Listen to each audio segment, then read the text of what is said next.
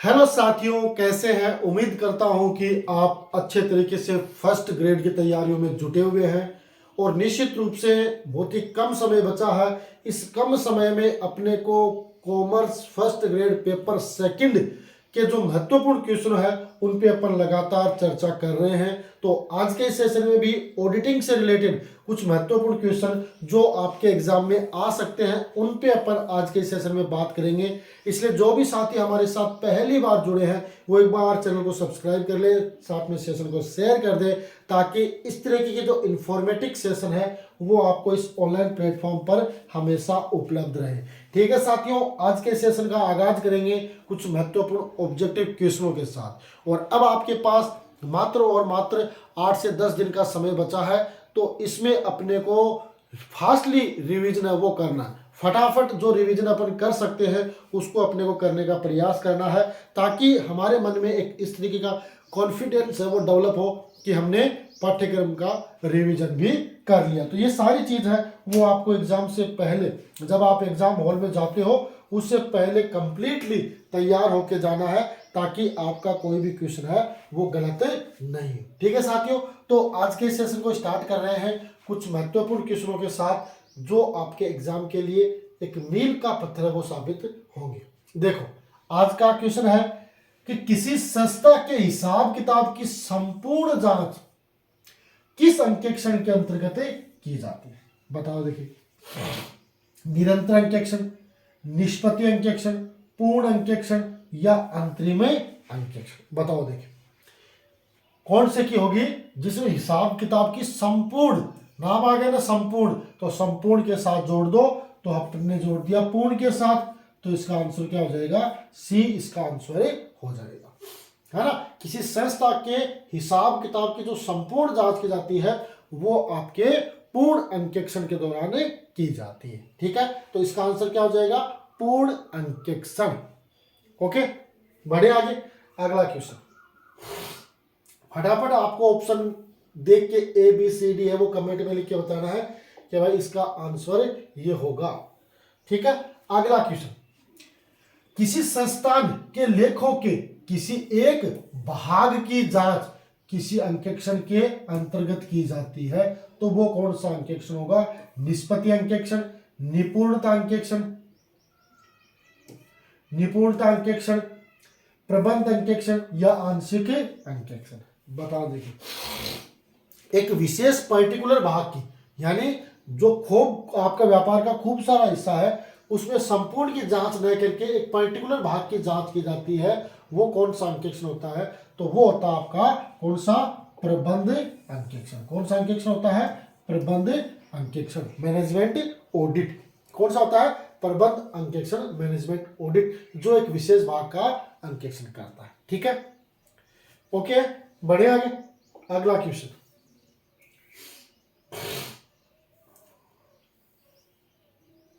बताओ। देखिए, इसका आंसर क्या पूछा? पूर्व निर्धारित योजना की सफलता और उसमें सुधार का आंकलन करने के लिए किस प्रकार अंकेक्षण अपनाया जाता है? किस प्रकार का अंकेक्षण होगा, है ना? पूर्व निर्धारित योजनाएं, है ना, पूर्व निर्धारित योजना की सफलता और उसमें सुधार का आंकलन करने के लिए किस प्रकार के अंकेक्षण को अपनाया जाता है? बताओ। निष्पत्ति अंकेक्षण, निपुणता अंकेक्षण, औचित्य अंकेक्षण या प्रबंध अंकेक्षण। बताओ। देखिए, पूर्व निर्धारित योजना, उसकी सफलता और उसमें सुधार के लिए, है ना, पूर्व निर्धारित जो आपकी योजना उसमें सफलता किस तरीके से मिले और अगर कोई कमी रह गई तो उसमें सुधार किस तरीके से हो, है ना, उसके आंकलन के लिए कौन सा अंकेक्षण वो अपनाया जाता है? और वो होता है आपका निपुणता अंकेक्षण। कौन सा?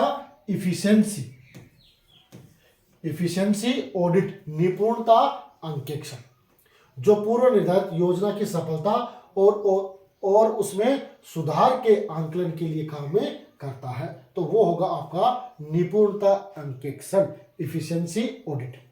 ठीक है, क्या हो जाएगा? Efficiency audit. ओके है, बढ़े आगे। अगला क्वेश्चन, बताओ। लागत अंकेक्षण क्या पूछा है? लागत अंकेक्षण किसके आदेश पर किया जाता है?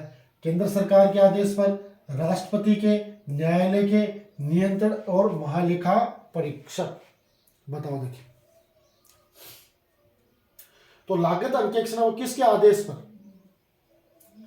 लागत अंकेक्षण जो CAG है, CAG controller of auditor general, जिसके अधिकार कर्तव्य हैं वो आपको धारा 140 में मिलेंगे, और धारा 150 में 151 में अपनी जो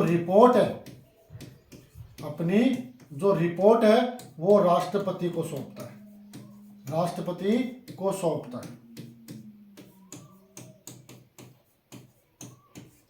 है ना। ये तो हो गई, लेकिन इसकी नियुक्ति का आदेश है ना, किसके आदेश पर, है ना। अब वो आदेश होता है आपका केंद्र सरकार के आदेश पर लागत अंकेक्षण की नियुक्ति की जाती है, और आपकी जो कॉस्ट ऑडिट है वो धारा 148 के तहत है वो की जाती है। ठीक है, कॉस्ट ऑडिट है वो धारा 148 पर की जाती है ना। कंट्रोलर एंड ऑडिटर जनरल की नियुक्ति है वो केंद्र सरकार के आदेश पर की जाती है ना। और उसी तरीके से लागत अंकेक्षण करवाया जाना है या नहीं करवाया जाना है वो केंद्र सरकार का आदेश होगा। ठीक है, बताओ देखिए इसका आंसर। इस तरीके के क्वेश्चन है वो एग्जाम में आए हुए हैं, है ना। प्रबंध के निर्णयों की बुद्धिमानी, निष्ठा और मितव्ययता के आधार पर जांच अंकेक्षण के अंतर्गत आती है। प्रबंध के अंतर्गत निष्पत्ति, औचित्य या चिट्ठा। प्रबंधकीय निर्णयों, है ना, और बुद्धिमानी, निष्ठा, मितव्ययता के आधार पर कौन सी जांच है जो अंकेक्षण के अंतर्गत आती है या किस अंकेक्षण के अंतर्गत आती है, ये आपको बताना है ना। तो ध्यान रखना, अगर कहीं बुद्धिमानी लिखा है, निष्ठा लिखा है और मितव्ययता लिखा है तो वहां पर आपकी कौन सी जांच होती है? औचित्य जांच होती है। कौन सी होती है? औचित्य जांच है वो होती है ना। प्रबंध के निर्णयों की बुद्धिमानी, निष्ठा और मितव्ययता की जांच करने के लिए कौन सी जांच मानी जाती है, या कौन सा अंकेक्षण सबसे किफायती है या उपयुक्त है, वो है आपका औचित्य अंकेक्षण। कौन सा होगा? औचित्य अंकेक्षण। ठीक है, औचित्य अंकेक्षण। तो प्रबंध के निर्णयों की बुद्धिमानी, निष्ठा और मितव्ययता की आधार पर जांच करने के लिए आपका औचित्य अंकेक्षण है वो सबसे ज्यादा प्रभावी माना गया। ठीक है, बढ़े आगे।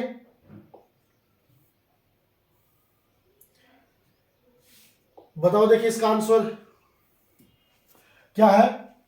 कार्य संपादन के लक्ष्य अनुसार और मानकानुसार जांच किसके अंतर्गत आती है? निपुणता अंकेक्षण में, निष्पत्ति अंकेक्षण में, औचित्य अंकेक्षण में या प्रबंध अंकेक्षण में? कार्य संपादन के लक्ष्य अनुसार एवं मानकानुसार जांच है वो किसके अंतर्गत आती है? बताओ देखिए। तो कार्य संपादन को अगर अपन ने टारगेट दिया है और मानक दिए तो उसमें क्या देखेंगे? परफॉर्मेंस देखेंगे, है ना। उसमें क्या देखेंगे?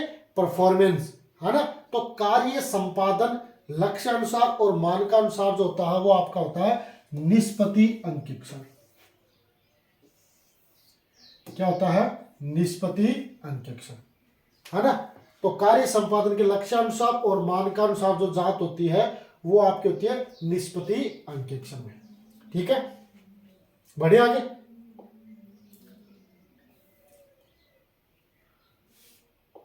बताओ देखिए इसका आंसर, फटाफट बताओ क्या होगा इसका आंसर।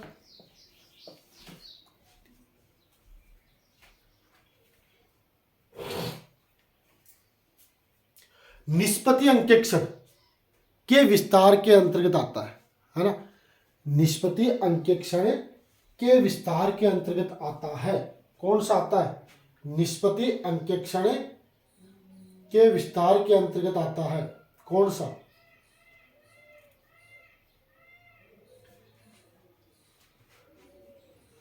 बताओ, निष्पत्ति अंकेक्षण के विस्तार के अंतर्गत आता है निष्पत्ति अंकेक्षण ही आता है, या आंशिक अंकेक्षण आता है, या औचित्य अंकेक्षण आता है, या आंतरिक नियंत्रण आता है।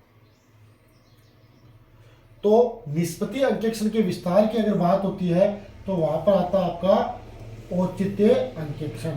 तो सी इसका सही आंसर होगा, औचित्य अंकेक्षण, है ना। निष्पत्ति अंकेक्षण किसके विस्तार के अंतर्गत आता है? औचित्य अंकेक्षण के विस्तार के अंतर्गत है वो आता है। ठीक है, ओके, बढ़े आगे। अगला क्वेश्चन,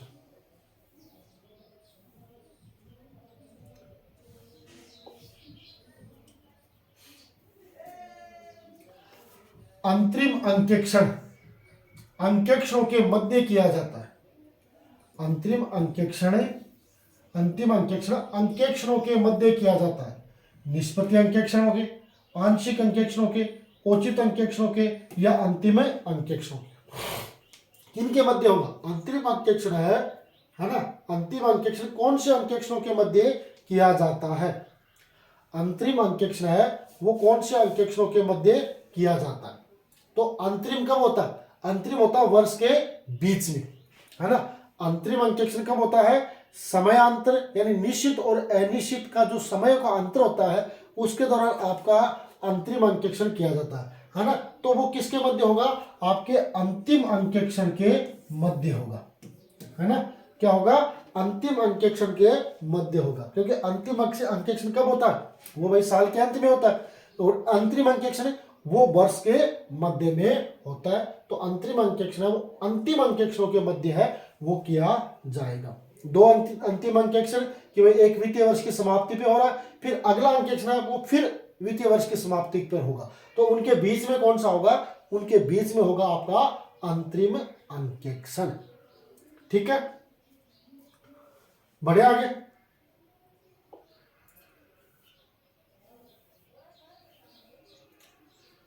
कॉस्ट ऑडिट क्या पूछा है? कॉस्ट ऑडिट लागत अंकेक्षण से पूछा कि लागत अंकेक्षण से आशय है लागत लेखापाल द्वारा अंकेक्षण, उत्पादित माल की लागत का अंकेक्षण, लागत खातों का अंकेक्षण, या उपयुक्त सभी, है ना। ये कौन सा आपका कॉस्ट ऑडिट जो धारा 148 के तहत है वो किया जाता है। और इसका मुख्य उद्देश्य क्या है? इसका अर्थ क्या है? इसका अर्थ है लागत खातों का अंकेक्षण। क्या हो जाएगा? सी इसका आंसर हो जाएगा, लागत खातों का अंकेक्षण, है ना। लागत अंकेक्षण कहां से होगा? लागत खातों का अंकेक्षण। वही तो होगा ना भाई, आपके जो कॉस्ट अकाउंटिंग के जितने भी जो खाते आपने तैयार किए हैं उन खातों की जांच है वो किसमें की जाएगी? आपके इसके अंतर्गत शामिल की जाएगी। ठीक है, बढ़े आगे। अगला क्वेश्चन,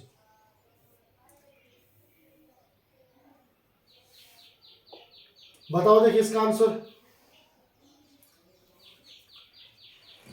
सरकारी अंकेक्षण से अभिप्राय है ना, गवर्नमेंट ऑडिट से विधान के नियमों के अंतर्गत अंकेक्षण, सरकारी व्यक्तियों द्वारा कंपनियों का अंकेक्षण, सरकारी विभागों के खातों का अंकेक्षण, या इनमें से कोई नहीं। बताओ, देखिए सरकारी अंकेक्षण का क्या अभिप्राय है ना। तो गवर्नमेंट ऑडिट में क्या होता है कि जितने भी जो राजकीय कार्यालय हैं उन सब का निरीक्षण किया जाता है, यानी उनकी ऑडिटिंग की जाती है। ये दो स्तर से होते हैं, एक तो होते हैं राज्य स्तर, एक होता है राष्ट्रीय स्तर।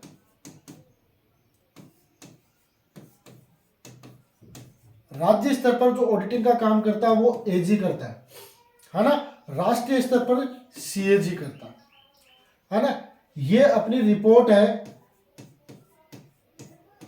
ये अपनी रिपोर्ट राज्यपाल को सौंपता है। ये अपनी रिपोर्ट है वो राष्ट्रपति को सौंपता है।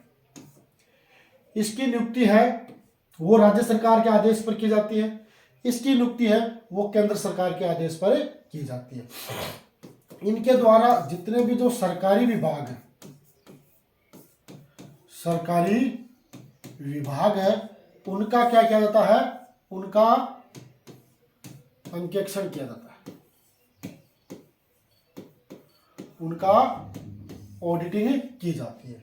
तो सरकारी अंकेक्षण से अभिप्राय क्या होगा,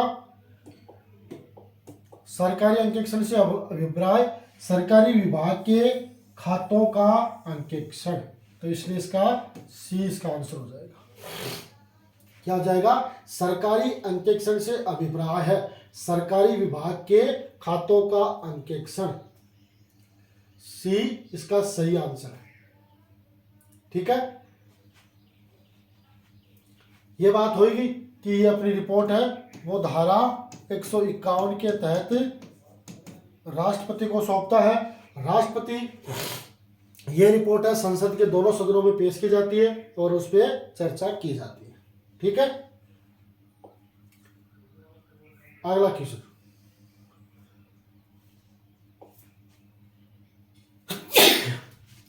बताओ देखिए इसका आंसर।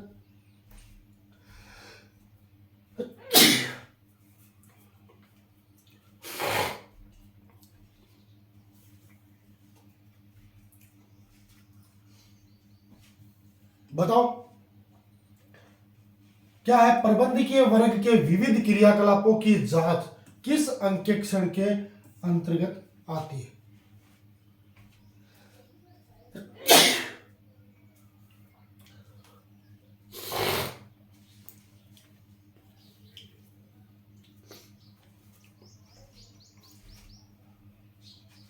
बताओ देखिए,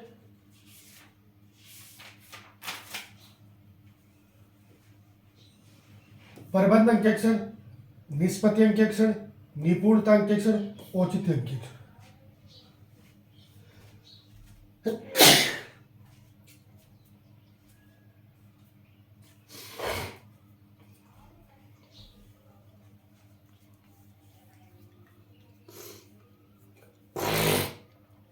प्रबंधकीय वर्ग के विविध क्रियाकलापों की जांच किस अंकेक्षण के अंतर्गत आती है।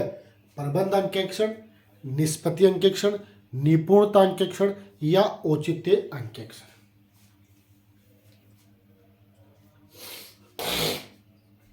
बताओ देखिए,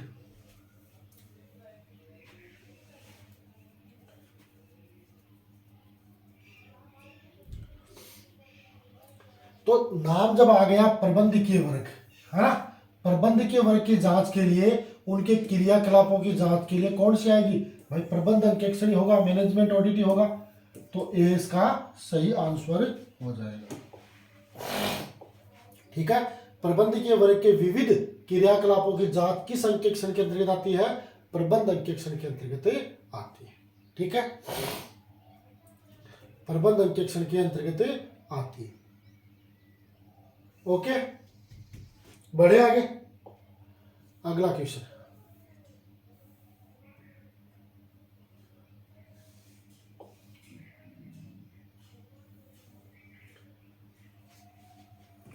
आंतरिक अंकेक्षण किस उद्देश्य से किया जाता है। संचालकीय आवश्यकताओं की पूर्ति हेतु, वैधानिक औपचारिकताओं की पूर्ति हेतु, प्रबंधकीय वर्ग के व्यवसाय को सुचारू आवश्यकताओं की पूर्ति हेतु, या इनमें से कोई नहीं। बताओ देखिए, आंतरिक अंकेक्षण किस उद्देश्य से किया जाता है। आंतरिक अंकेक्षण है वो किस उद्देश्य से किया जाता है, आंतरिक अंकेक्षण किस उद्देश्य से किया जाता है। संचालकीय आवश्यकताओं की पूर्ति हेतु, वैधानिक औपचारिकता पूर्ति हेतु, प्रबंधकीय वर्ग की व्यवस्थाओं को सुचारू आवश्यकताओं की पूर्ति हेतु, या इनमें से कोई नहीं।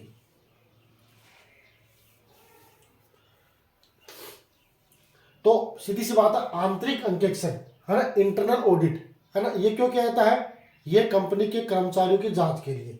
तो वो कुल मिलाकर जो प्रबंधकीय वर्ग है उनकी आवश्यकताओं की पूर्ति के लिए कहता है। तो इसका आंसर क्या हो जाएगा, सी इसका आंसर हो जाएगा।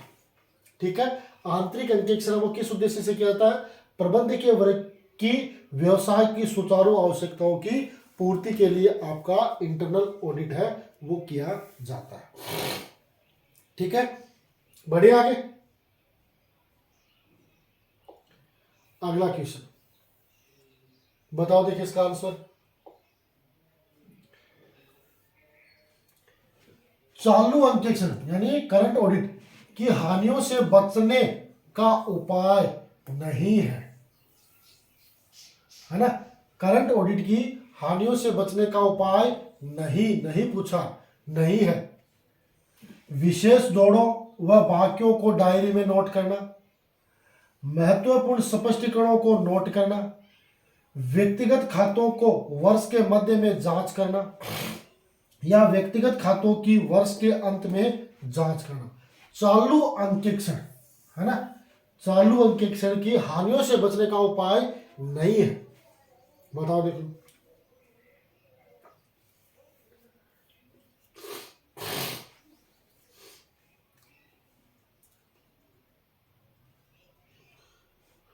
चालू अंकेक्षण की हानियों से बचने का उपाय नहीं पूछा, नेगेटिव नहीं पूछा है, नेगेटिव। तो देखो बचने के उपाय कौन सा है कि भाई विशेष जोड़ और वाक्यों को डायरी में नोट करना, तो ये उपाय है बचने का। महत्वपूर्ण स्पष्टीकरणों को नोट करना, तो ये भी उपाय है ना। व्यक्तिगत खातों की वर्ष के अंत में जांच करना, है ना, व्यक्तिगत खातों के वर्ष के अंत में जांच करना, तो ये जांच करना भी क्या है ना, ये उपाय है। लेकिन मध्य में अगर अपन खातों की जांच करते हैं तो ये उपाय नहीं। तो इसका आंसर क्या हो जाएगा, सी इसका आंसर हो जाएगा। सी है वो इसका आंसर हो जाएगा कि व्यक्तिगत खातों की वर्ष के मध्य में जांच करना ये उसका उपाय नहीं है। बाकी चालू अंकेक्षण के आपके तीनों उपाय है ना, उनको आप काम में ले सकते हो। ठीक है, बढ़े आगे। बताओ देखिए इसका आंसर।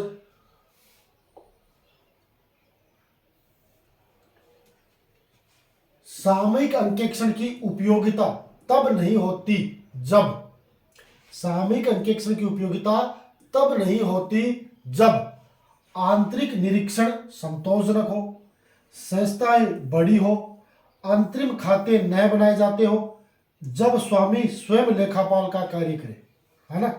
सामयिक अंकेक्षण की उपयोगिता तब नहीं है जब, है ना, तब नहीं है जब कब संस्थाएं बड़ी हो, है ना। संस्थाएं बड़ी होती है तो वहां पर सामयिक अंकेक्षण की उपयोगिता थोड़ी कम हो जाती है। कब नहीं होती, जब संस्थाएं बड़ी होती है तो वहां पर सामयिक अंकेक्षण की उपयोगिता कम होती है। ठीक है, बढ़े आगे।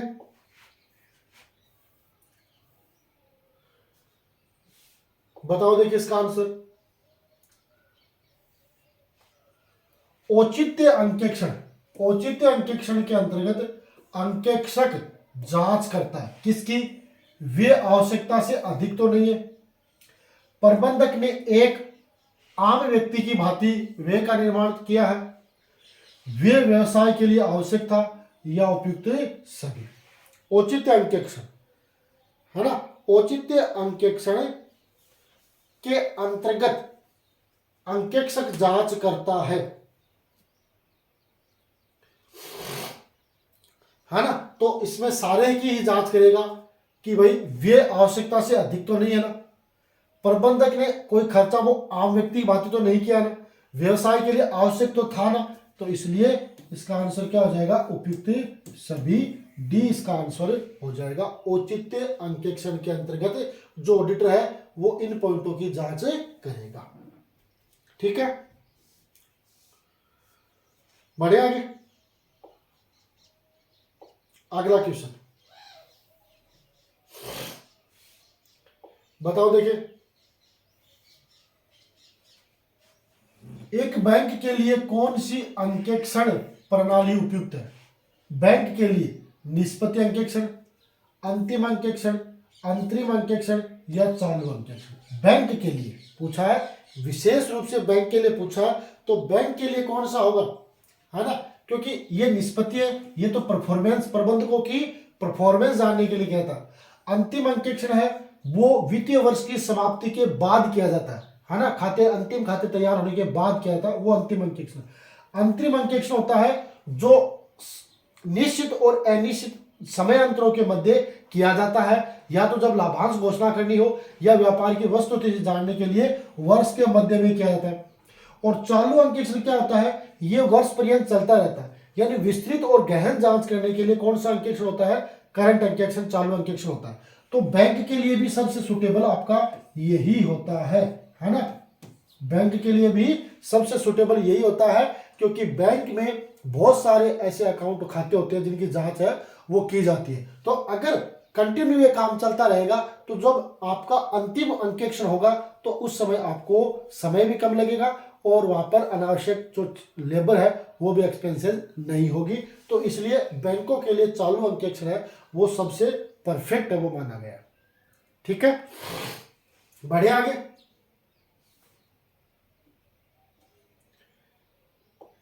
अगला क्वेश्चन,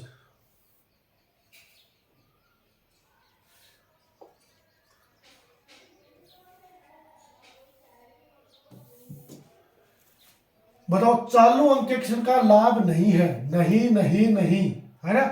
अंतरिम खाते तैयार करने में सुविधा, अंतिम खाते शीघ्र तैयार, कार्य यंत्रवत रहने से लापरवाही, शिथिलता और भावी योजनाओं की शीघ्र नहीं बन पाती। चालू अंकेक्षण का लाभ नहीं पूछा इसमें, है ना। चालू अंकेक्षण का लाभ नहीं है।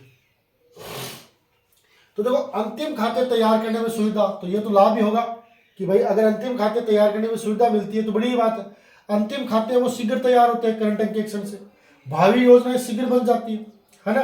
कार्य यंत्रवत रहने के कारण लापरवाही, ये इसके लाभ नहीं है ना, ये इसका लाभ नहीं है। सी, कार्य यंत्रवत रहने से लापरवाही व शिथिलता, है ना, लापरवाही व शिथिलता, है ना। तो ये इसका क्या हो जाएगा, आंसर हो जाएगा। ठीक है, ये इसका क्या हो जाएगा, आंसर हो जाएगा। चालू अंकेक्षण का लाभ नहीं है ना। तो कार्य यंत्रवत रहने से लापरवाही और शिथिलता, ये इसका लाभ नहीं है। बाकी ये तीनों इसके लाभ है, कहीं कोई दिक्कत नहीं है। ठीक है, करंट ऑडिट का पूछा है। ओके, बढ़े अगले क्वेश्चन की ओर।